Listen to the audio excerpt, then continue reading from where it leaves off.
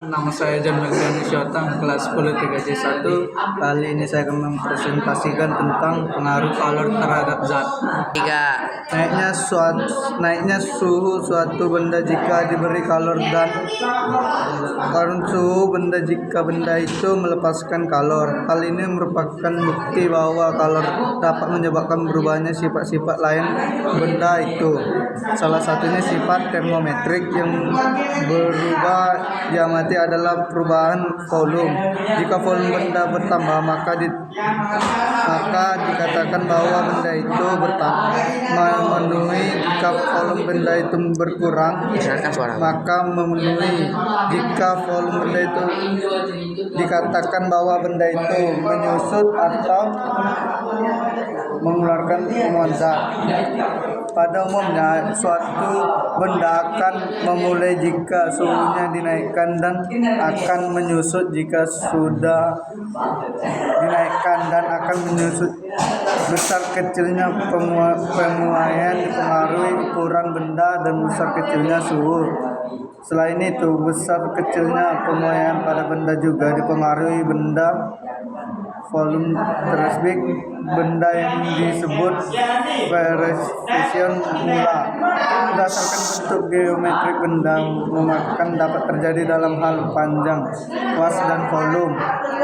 Pemuaian panjang pada benda saat dimensi dianggap bentuk garis. Pemuaian yang terjadi merupakan pemuaian panjang jika benda itu dirumuskan panjangnya akan bertambah. Delta L sama dengan koefisien atau L titik delta T.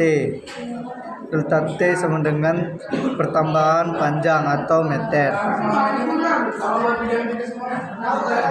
Kelvin koefisien mulai panjang sama dengan L. LO sama dengan panjang benda mula-mula. Delta T kenaikan suhu. Satu rumah saja.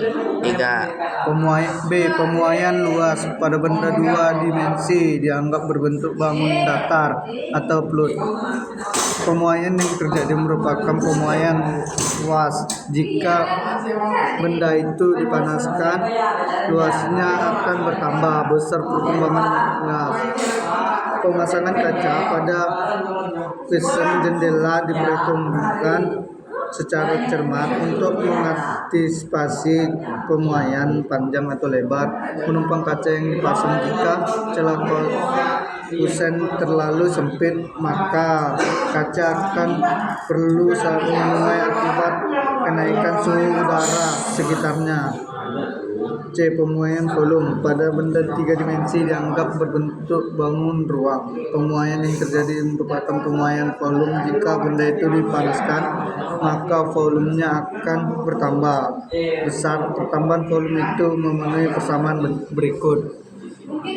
3. Sekian dari saya, jika ada kata yang salah mohon dimaafkan. Sekian, terima kasih.